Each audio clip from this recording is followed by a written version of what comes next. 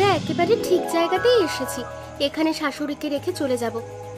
আর একটু দূরে গেলে ভালো হতো না? শুনেছি জঙ্গলের দক্ষিণ দিকে অনেক জীবজন্তু আছে, ওইদিকে রেখে আসতে পারলে রাতের মধ্যে ওদের পেটে যাবে। শাশুড়ির ওজন অনেক বেশি, দরাদরি করে নিয়ে যেতে কিন্তু অনেক কষ্ট হচ্ছে। কন করার ওষুধ খাইয়ে দেওয়া হয়েছে তো, এই জন্য ওজন আরো বেশি হয়ে গেছে। কষ্ট করে ধরে আর একটু দূরে রেখে আসি। না না বাবা, আমার ভয় করছে, আমি দূরে যেতে পারবো না। শাশুড়িকে রাখতে যেই দেখা গেল আমরা নিজেরাই জীবজন্তুর পেটে চলে গেলাম। আরে না না, আমাদের কিছু হবে না, আমরা তিনজন একসাথে প্রতিরোধ করতে পারবো। সামনে যদি বাঘ আসে না, তিনজন কেন 100 জনেও পারবো না। তাহলে আর কি করা, এখানে রেখে আমরা চলে যেতে হবে। শাশুড়ি মা এখান থেকে আর বাড়ি চলে যাবে না তো? আরে না না, ওষুধ খাইয়ে দিয়েছি, 3 দিন পর্যন্ত অজ্ঞান থাকবে। সকালে উঠে যদি শাশুড়ি মায়ের ছেলেরা খোঁজ করে তখন আমরা কি বলবো? বলবো তোমার মায়ের খোঁজ আমরা জানি না, কোথায় গেছে সেটা কি করে বলবো? সে যা বলেছ।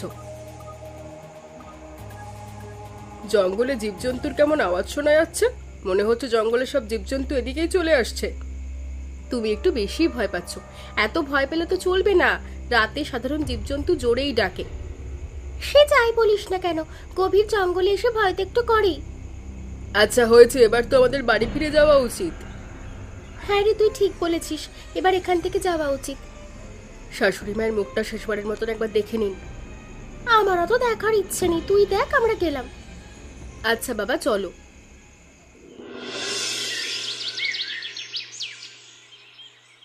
বিজয়, রাহুল, তোরা কোথায়? এদিকে আয়, তোদের সাথে দরকারি কথা আছে। ঘুম থেকে উঠে মাকে খুঁজছি কিন্তু কোথাও পাচ্ছি না। মা কোথায় গেছে বলতে পারিস? এই সকাল সকাল এত জোরে ডাকছো কেন ভাইয়া? কি হয়েছে বলো তো? আরে মাকে খুঁজছি, কোথাও পাচ্ছি না, পাওয়া যাচ্ছে না তো। কি যে বলো না তুমি, আশেপাশে কোথাও আছে হয়তো। আশেপাশে কোথাও নেই, আমি সব জায়গায় খুঁজেছি। তাহলে বলতে পারবো না কোথায় গেছে, সময় হলে ঠিকই চলে আসবে, এত চিন্তা করবার কোনো কারণ নেই। আরে চিন্তা করবো না কেন, প্রয়োজন ছাড়া মাকে ডাকি না, তুই তো জানিস। সে তো জানি, তাই সকাল সকাল মায়ের সাথে তোমার কি দরকার? ভাবছি কি জানিস, আমাদের এই বিশাল বড় প্রাসাদ 3 ভাইয়ের নামে করে নেব। হ্যাঁ ঠিকই বলেছ ভাইয়া, মা মারা যাওয়ার আগে সম্পত্তি নিজেদের নামে লিখে নেওয়া ভালো, আর নইলে পরে ঝামেলা হতে পারে। আচ্ছা রাহুল কোথায় গেছে? ওকে দেখছি না তো, একবার ডাক তো দেখি রাহুলকে। রাহুল তো 2 দিন ধরে বাড়ি আসে না, কোথায় গেছে বলতে পারবো না।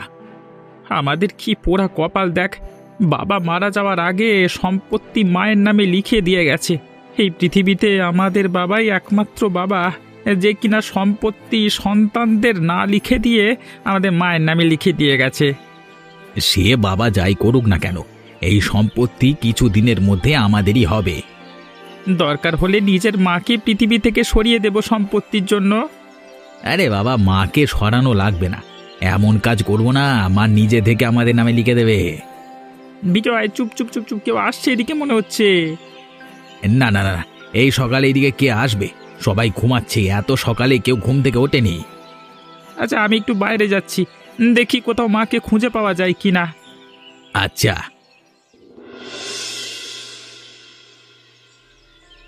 কে শুয়ে আছে ওখানে? এই জঙ্গলের মধ্যে সহসা কেউ তো আসে না, মনে হচ্ছে অসুস্থ হয়ে কেউ পড়ে আছে, যাই কাছে গিয়ে দেখে আসি তো। ওমা, এ তো মিনতি। মিনতি, তুই এখানে কেন? তোর না অনেক ধনী পরিবারে বিয়ে হয়েছে। কেউ আমাকে একটু পানি দেবে? আমার গলাটা বড্ড শুকিয়ে গেছে, আমি এখান থেকে উঠতে পারছি না। তুই আমাকে চিনতে পারছিস না? মনে নেই একটা সময় আমরা একসাথে ডাকাতি করতাম, তারপরে এক ধনী জমিদার এসে তোকে বিয়ে করে নিয়ে গেছিল। আমাকে একটু পানি দাও, আমি কথা বলতে পারছি না, খুব কষ্ট হচ্ছে। হ্যাঁ হ্যাঁ পানি দেব, একটু কষ্ট করে হাঁ করতো।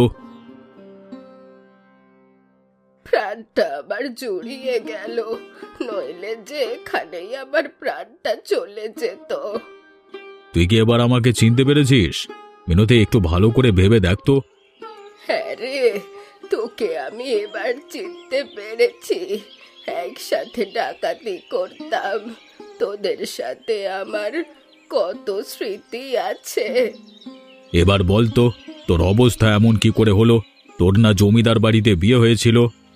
জমিদার বাড়ি বিয়ে হয়ে গিয়ে কি হবে রে, যদি সুখে না থাকতে পারি? দেখছিস তো কি অবস্থা, স্বামী মারা গেছে কয়েক বছর আগে, এদিকে ছেলে বউরা কেউ মানুষ না, ওরা আমার সাথে অমানুষের মতো আচরণ করে। তুই যদি চাস আমার সাথে যেতে পারিস, আমার বড় একটা ডাকাত দল আছে, আমরা আবার আগের মতো একসাথে ডাকাতি করব। আমাকে যে তোর সাথেই যেতে হবে, তোর সাথে যদি না যাই তাহলে প্রতিশোধ নেব কি করে? আমার এই অবস্থার জন্য যারা দায়ী তাদের আমি কখনো ক্ষমা করব না। কিন্তু এখানে রেখে গেল কে তোকে? আমার 3 ছেলের বউ ওরা এখানে আমায় রেখে গেছে। হয়তো তারা ভেবেই নিয়েছে আমি এই জঙ্গলের কোনো জীবজন্তুর পেটে চলে গেছি। তোর এই করুণ অবস্থা দেখে না আমার খুব কষ্ট হচ্ছে, কিছুতেই তোর এই অবস্থা আমি মেনে নিতে পারছি না। আচ্ছা তুই তাহলে আমার সাথে চল। ঠিক আছে। রোজ তুমি ভাবিদের সাথে স্নান করতে আসো, আজকে হঠাৎ আমাকে ডেকে নিয়ে আসলে যে? আসলে এত বড় পুকুরে একা একা স্নান করতে ভয় লাগে, তাই তোমায় ডাকলাম। কেন ভাবিরা আসেনি? তুমি তো ওনাদের সাথেই আসো। আর বলো না, ইদানিং 2 ভাবির খুব মিল হয়েছে, আমাকে ওরা আর সাথে নেয় না। তাই নাকি? তা কবে থেকে এমন হলো? ওই যে মাকে খুঁজে পাওয়া যাচ্ছে না তবে থেকেই 2 ভাবির মধ্যে পরিবর্তন দেখা গেছে। আজকাল যা ওদের ভাব হয়েছে না, ওদের দেখলে মনে হয় এই বাড়ির মালিক যেন ওরাই। ওরা মালিক হতে যাবে কেন? এই বাড়িটা আমাদের 3 ভাইয়ের, মায়ের অবর্তমানে এই বাড়ি আমাদের। আমি একটা কথা শুনেছি জানো, তোমার বড় 2 ভাই নাকি তোমাকে ফাঁকি দিয়ে এই বাড়িটা ওদের নামে করে নেবে। এসব তুমি কি বলছো? আমি কখনোই এটা হতে দেব না। কি বলছি মানে? আমি নিজের কানে শুনেছি। আচ্ছা, মাকে মেরে ফেলেনি তো? আমার না মনে হচ্ছে সম্পত্তি দখলের জন্য ভাইয়ারা মাকেও মেরে ফেলতে পারে। হ্যাঁ, তুমি একদম ঠিক বলেছো, তোমার মাকে ভাইয়ারা মিলে মেরেই ফেলেছে। ওদের মজা আমি দেখে ছাড়বো। আমাকে বাদ দিয়ে তাহলে তলে তলে এত কিছু করে ফেলেছে। ওরা যে আমার আপন ভাই, এটা আমার বিশ্বাসই হচ্ছে না। বোঝো তাহলে তোমার 2 ভাই কেমন শয়তান। সব বুঝতে পেরেছি। ভাগ্যিস ওদের কথা শুনতে পেয়েছিলে, তা না হলে আমি কিছুই জানতে পারতাম না। আমি বলি কি, ওদের 2 ভাইকে যেভাবেই হোক এই পৃথিবী থেকে বিদায় করো, তারপর সারা জীবন আমরা দুজন পায়ের উপর পা তুলে আরামে থাকবো। তাই করতে হবে।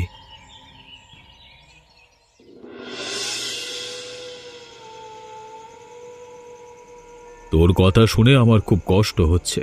জানিস এখন আমার কি মনে হচ্ছে? ওই ধনী জমিদারকে বিয়ে করাই তো ঠিক হয়নি। জমিদার খারাপ ছিল না, আমায় কখনো অবহেলা করেনি। উনি তো আমায় পছন্দ করেই বিয়ে করেছিল। যতদিন বেঁচে ছিল আমায় কষ্টও দেয়নি। সমস্যা শুরু হলো 3 ছেলেকে বিয়ে দেওয়ার পর থেকে। ছেলেগুলো আগে খারাপ ছিল না। এখন তুই কি করতে চাইছিস? বাড়ি ফিরে যাবি নাকি প্রতিশোধ নিবি? বাড়ি ফিরে যাব না। বাড়ি ফিরে গেলে ওরা আবার আমায় মেরে ফেলার চেষ্টা করবে। তোর যদি অসুবিধে না হয় আমি এখানে কিছুদিন থাকতে চাই।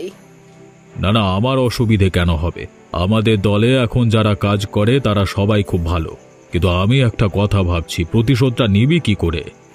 তুই আমাকে সাহায্য করবি, ছদ্মবেশ নিয়ে আমাদের বাড়িতে যাবি, তারপর আমার ছেলে বউদের মনোভাব বোঝার চেষ্টা করবি। ঠিক আছে যাব, কিন্তু যদি কিছু করতে না পারি তোর জন্য? নিশ্চয়ই পারবি। একবার যদি তুই কোনো কাজে হাত দিস তুই সেটা করেই ছাড়িস। তোকে তো আমি চিনি। তাহলে 2-1 দিনের মধ্যেই আমি তোদের বাড়িতে যাব, দেখি না তোর জন্য কিছু করতে পারি কিনা। আমার সবচেয়ে বড় কষ্ট কি জানিস? আমার ছেলেগুলোকে আমি মানুষ করতে পারিনি। ওরা যদি মানুষ হতো আমার সাথে খারাপ ব্যবহার করতো না। মন খারাপ করিস না, দেখবি একদিন সবকিছু ঠিক হয়ে যাবে। কবে ঠিক হবে? আমি কি বেঁচে থাকতে সুখ দেখে যেতে পারবো? মিনতি, আমাকে এখন বার হতে হবে। ফিরে এসে আবার তোর সাথে কথা বলবো। আজকে আমরা শহরে ডাকাতি করতে যাব। তোদের সাথে কি আমায় নিয়ে যাবি? তোকে কোথাও যেতে হবে না, তুই এখন আমাদের অতিথি। ঠিক আছে।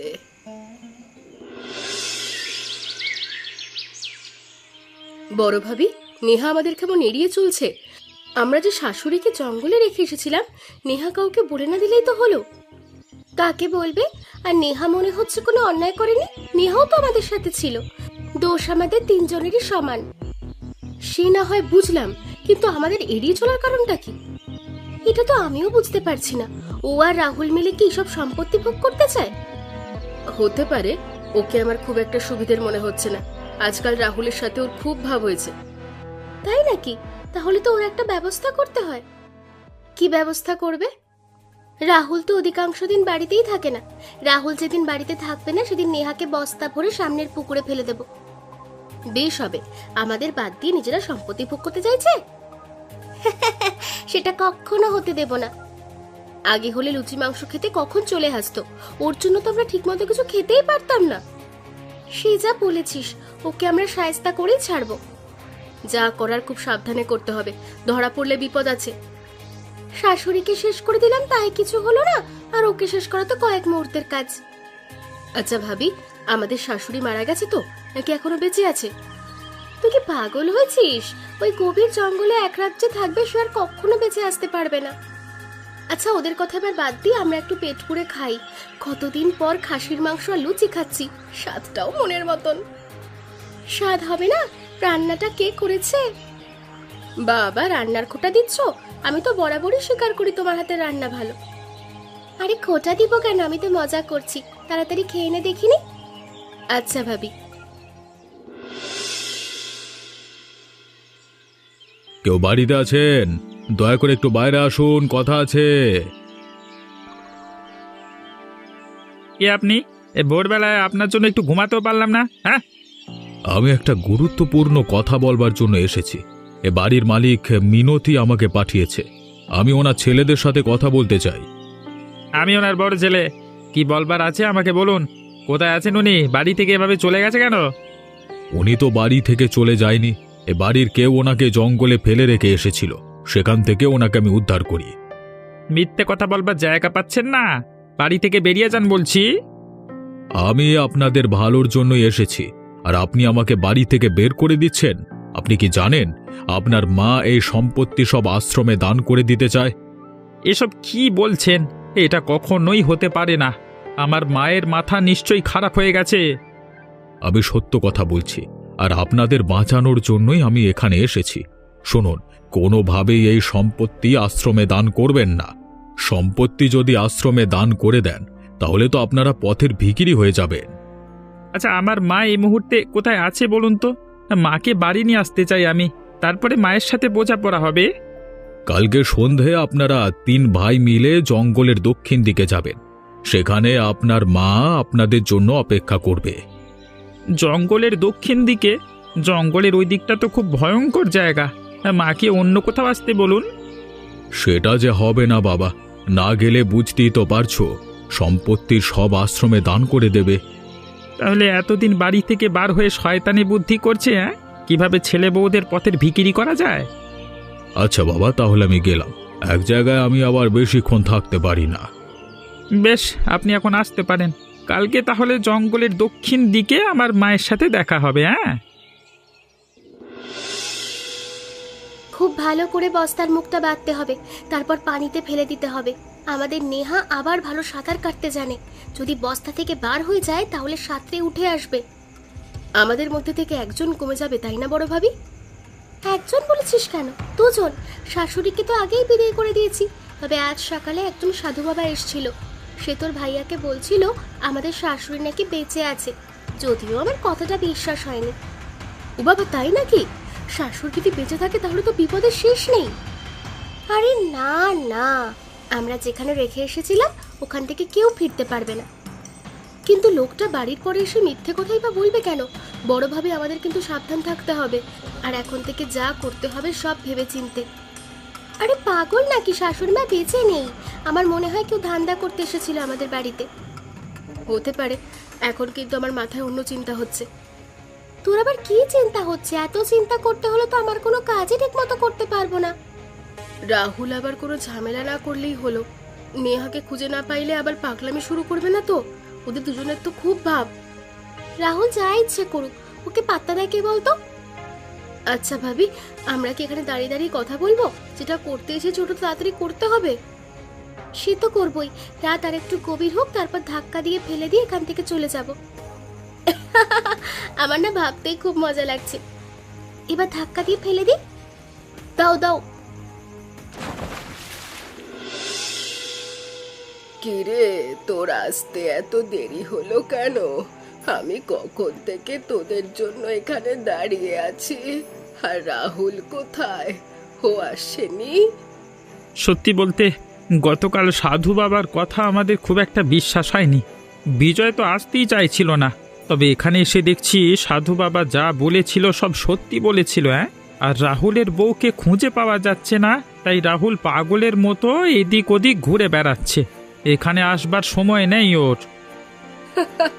তাই নাকি? একটা শয়তান তাহলে আগে থেকেই চলে গেল, আমাকে আর কষ্ট করতে হলো না। তোমার কথা আমরা কিছুই বুঝতে পারছি না। এখানে কেন ডেকেছো আমাদের? শুনলাম তুমি নাকি জমি জায়গা সব আশ্রমে দান করে দেবে। ঠিকই শুনেছিস, আমার জমি জায়গা আমি যাকে খুশি তাকে দেব। আর একটা কথা, আমি কখনো বাড়ি ফিরবো না। তুমি কি পাগল হয়ে গেছো? তোমার নিজের সন্তানদের তুমি পথের ভিখিরি করে দেবে? আচ্ছা, আমি যে তোদের মা, আমার জন্য একটুও খারাপ লাগে? এতদিন যে বাড়ি ছিলাম না, তোরা আমার খোঁজ করেছিস একবারও? দেখো মা, তোমার এসব ফাও কথা শুনতে আমাদের ভালো লাগছে না। তুমি এখন আমাদের সাথে বাড়ি চলো। আমি তো একবার বলছি বাড়িতে যাব না। বাড়ি গেলে তোদের বউরা আমায় মেরে ফেলার চেষ্টা করবে আবার। একবার আমি ওদের হাত থেকে বেঁচেছি, আর আমি যাব না। ওরা তোমাকে মারতে চাইবে কেন? বরং তুমিই তো ওদের সাথে সবসময় খারাপ ব্যবহার করতে। তোরা এখন আসতে পারিস বাবা, আমি তোদের সাথে আর কথা বলতে চাই না। আমার যা বলার বলে দিয়েছি। এখন তোরা ভালো চাস তো 1 মাসের মধ্যে বাড়ি ছেড়ে দিবি। আমরা কিছুতেই বাড়ি ছেড়ে চলে যাব না। দেখি তুমি আমাদের কি করতে পারো। আমি যে কি করতে পারি সেটা পরে তোরা বুঝতে পারবি।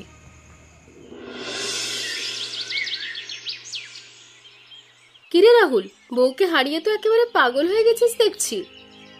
আচ্ছা মেজো ভাবি, নেহা কোথায় গেছে তুমি কি বলতে পারো? নেহা আমাকে না বলে কোথাও তো যায় না। তোর বউ কোথায় গেছে আমি কি করে বলবো? তুই তো ঠিক মতো বাড়িতেই থাকিস না। বাড়ি না থাকলে বউ কি করে থাকবে? বাড়ি থাকি না সেটা ঠিক আছে, তাই বলে আমাকে ছেড়ে চলে যাবে?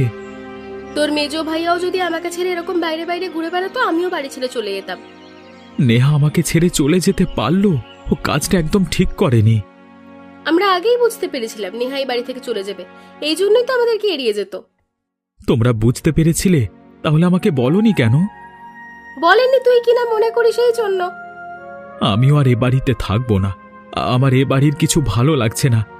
দু চোখ যেদিকে যায় সেদিকে চলে যাব। এই বাড়ি থেকে দেখছি এক এক করে সবাই চলে যাচ্ছে। মা চলে গেল, নেহা চলে গেল, আবার তুইও চলে যাচ্ছিস। কি আর করা বলো? এখান থেকে চলে যেয়ে যদি ভালো থাকা যায় তাহলে চলে যাওয়া ভালো। তাছাড়া মা তো সব সম্পত্তি আশ্রমে দান করে দেবে।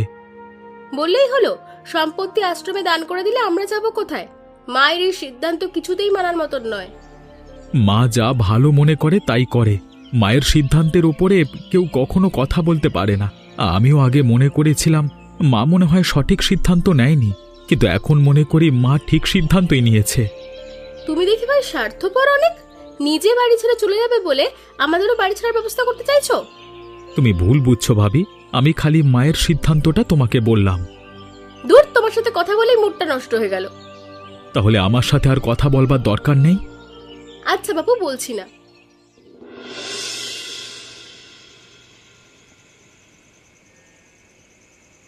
আমি যদি জানতাম তুমি মিনতির ছোট ছেলের স্ত্রী, তাহলে আমি কখনো তোমার জীবন বাঁচাতাম না। মা, আপনার সাথে আমি অনেক অন্যায় করেছি, আপনি আমায় ক্ষমা করে দিন। আমার সাথে যারা অন্যায় করে আমি তাদের কখনো ক্ষমা করি না। আমার আর কোনো সম্পত্তির লোভ নেই, আমি কিচ্ছু চাই না। আপনার ছোট ছেলে রাহুলকে নিয়ে আমি দূরে কোথাও চলে যাব। তোমাদের 3 বউয়ের তো অনেক ভাব ছিল, হঠাৎ কি এমন হলো যে তোমাকে বস্তাবন্দি করে পুকুরে ফেললো? আমাকে আর রাহুলকে সরাতে পারলে তো আপনার বড় 2 ছেলে বউয়ের অনেক লাভ। ওরা আমাকে সরিয়ে সব সম্পত্তি নিজেরা ভোগ করবে। আমি বেঁচে থাকতে ওদের ভোগ করতে দেব না। রাঘব, তুই নেহাকে সেদিন বাঁচালি কেমন করে? সেদিন ওই দিক দিয়ে আমি যাচ্ছিলাম, হঠাৎ করে দেখলাম পুকুরের পানিতে একটা বস্তা ভেসে আছে। মনে করেছিলাম বস্তায় হয়তো টাকা পয়সা আছে। তারপর খুলে দেখলাম নেহা। ওপরওয়ালার কৃপায় নেহা তখনও বেঁচে ছিল। আর একটু দেরি হলে হয়তো নেহাকে জীবিত অবস্থায় পাওয়া যেত না। আপনাকে যে কি বলে ধন্যবাদ দেব, সারা জীবন আপনার কাছে আমি কৃতজ্ঞ। নেহা, তোমাকে আমি একটা সুযোগ দেব।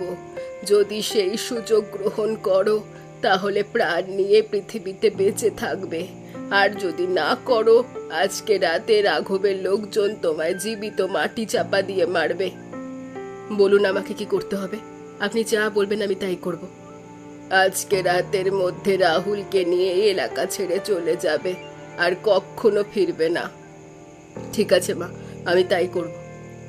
রাঘব, তুই কষ্ট করে একটু রাহুলকে এখানে নিয়ে আয়। ঠিক আছে, আমি এখনই যাচ্ছি।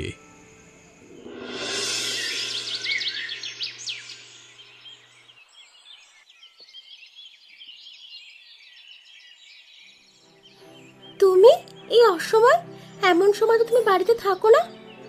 একটা কাজে আমাকে বাড়িতে আসতে হলো। বাড়িতে এসে তো আমি তোমার কাণ্ড দেখে অবাক হয়ে যাচ্ছি। এত গহনা তুমি কোথায় পেয়েছো? এগুলো তোমার সব মায়ের গহনা। আজ সকালে মায়ের ঘরে গেছিলাম, সিন্দুকের থালা থেকে গহনাগুলো নিয়ে আসলাম। মা কিন্তু বেঁচে আছে, যে কোনো সময় বাড়ি ফিরে আসতে পারে। বাড়ি এসে যদি দেখে গহনা নেই, তোমাকে কিন্তু চুরির দায়ে জেলে দেবে। আমি চুরি করেছি, মা জানতেই পারবে না। মা সব বুঝতে পারে। এমনিতে আমাদের বাড়ি ছেড়ে চলে যেতে বলেছে, আমরা তো এখনো কোথাও গেলাম না। বাড়ি ছেড়ে চলে যাবো? পাগল নাকি? এই বাড়ি ছেড়ে কোথাও যাব না। তোমাকে একটা কথা বলি, আমি এই বাড়ির কিছু নকল দলিল তৈরি করেছি। মাকে দিয়ে দলিলে সই করিয়ে নেব। একবার সই করাতে পারলে সব সম্পত্তি আমার হয়ে যাবে। মা সহজে সই করবে বলে তো মনে হয় না। কালকে মায়ের সাথে দেখা করব। মাকে বলবো বিনা তোমার গহনা চুরি করে পালিয়ে গেছে। এই কথা শুনে মা চলে আসবে। তারপর পানির সাথে মাকে ঘুমের ওষুধ খাইয়ে দেব। ব্যাস, মা যখন ঘুমিয়ে পড়বে তখন মায়ের আঙুলের ছাপ নকল দলিলে নিয়ে নেব। দারুণ হবে। এতদিনে তাহলে আমাদের মনের ইচ্ছেটা পূরণ হবে। শয়তানি কুটনামি করার মধ্যে কোনো সুখ নেই। সবকিছু থেকে বার হয়ে আমরা এখন অনেক সুখে আছি। তুমি একদম ঠিক বলেছ। ওপরওয়ালার কৃপায় আমরা ভালো আছি। আমি প্রতিজ্ঞা করেছি জীবনে আর কোনো দিন অন্যায় কাজ করব না।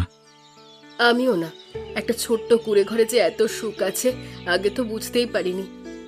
ভাবছি মাকে এখানে নিয়ে আসব। মা এখন থেকে আমাদের সাথে থাকবে। হ্যাঁ গো, এই কথাটা আমিও ভাবছিলাম। মা আমাদের সাথে থাকলে খুব ভালো হতো। আমাকে একটা ভালো কাজ করতে হবে। কাজ না করলে আবার সংসার চলবে না।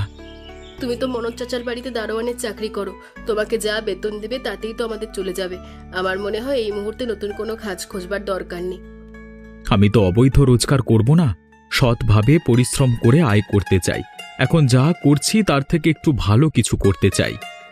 আচ্ছা, অনেক গল্প হয়েছে, এবার আমাকে রান্না করতে হবে। ঘরে রান্না করবার জন্য কি আছে? যা আছে তাতে কয়েকদিন চলে যাবে।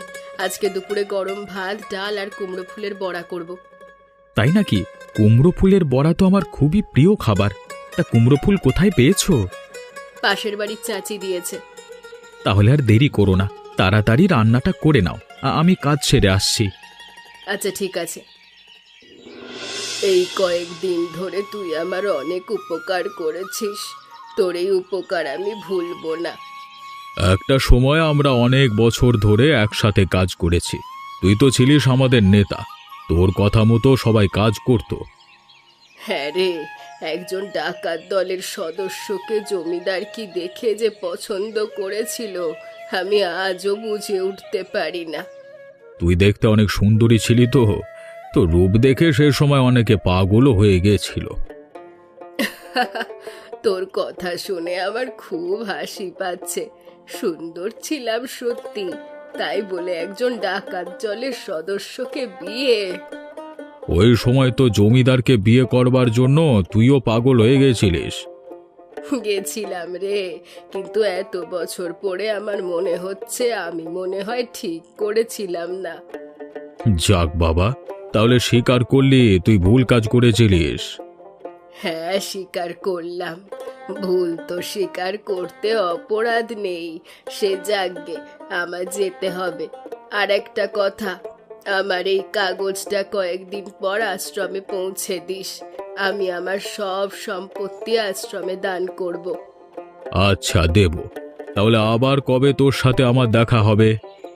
তোর সাথে আমার আজ শেষ দেখা, জীবনে আর কখনো দেখা হবে না। আর শোন, আমি যদি কোনো অপরাধ করি আমায় ক্ষমা করিস। তুই কোনো অপরাধ করিসনি। অপরাধ করলেই না ক্ষমা করবার প্রশ্ন আসে? আমার এবার সত্যি সত্যি দেরি হচ্ছে, আমায় যেতে হবে। আর কয়েকটা দিন থেকে যেতে পারতিস।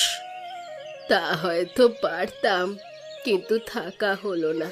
আসি রে, ভালো থাকিস।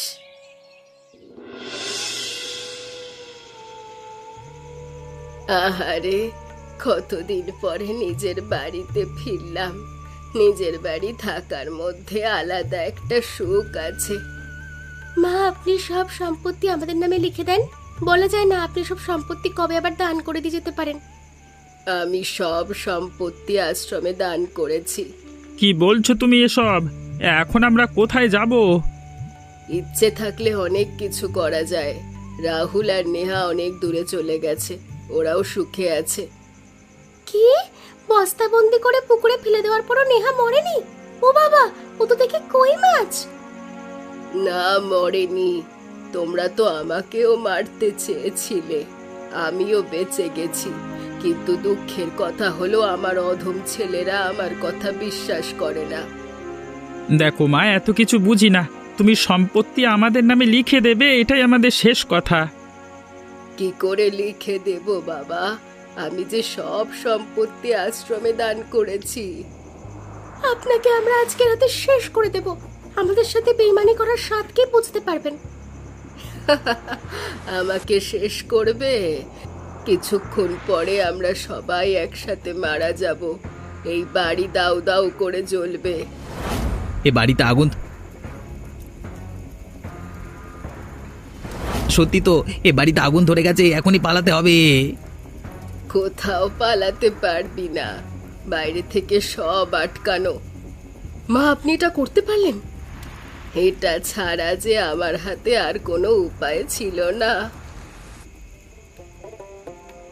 এমনই মজার মজার গল্প দেখতে আমাদের চ্যানেলটাকে সাবস্ক্রাইব করতে ভুলবেন না।